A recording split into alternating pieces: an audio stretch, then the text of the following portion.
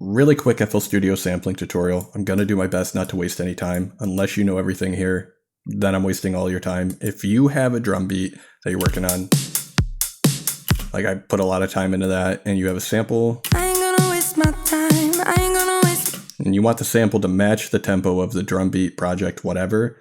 If you double click the sample, come to the time knob. I know this is a 4-bar loop. You can, if you have one, 2-bar, 4-bar, whatever, put it in here. It's going to shrink it down and you can be done.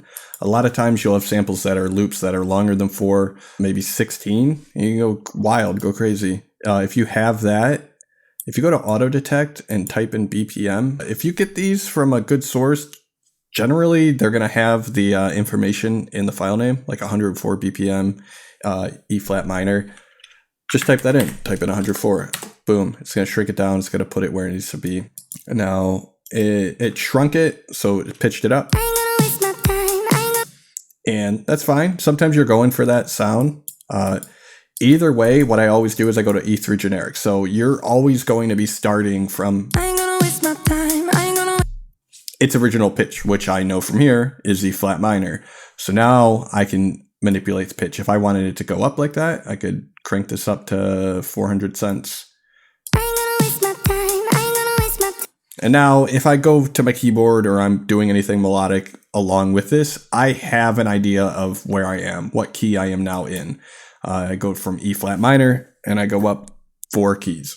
And now I'm in F minor. I think that's how it works. I don't know. I would go to F minor. I would, trust me, F minor. So, but I'm going to actually go down. I'm going to go down to 500. Now, a way you could do this without slicing it up in Slice X or putting it to a drum machine or anything like that, if you just want to work strictly mouse and keyboard, click things in.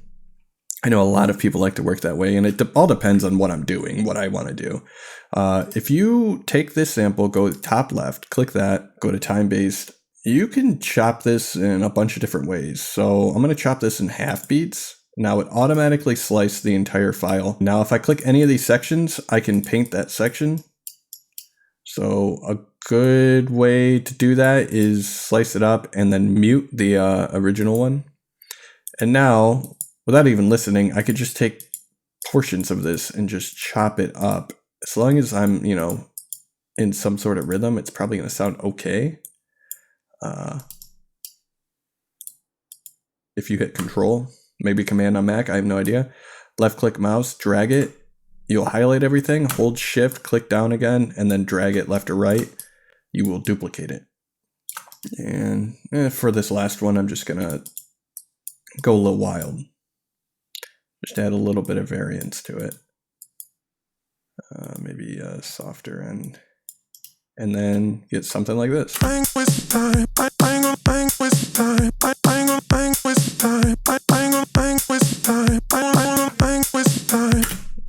of garbage, kind of all right. But yeah, that's where you get creative with it. So I can't really show you exactly what you'll do with every single one, but the method of getting to this state is the same.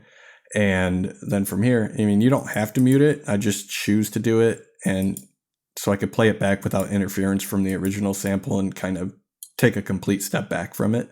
But yeah, that's my method of slicing and working with samples in the playlist. So this is my first tutorial video ever on here. If you guys want more, just let me know. Like, comment, do the whole thing, subscribe. All right, bye.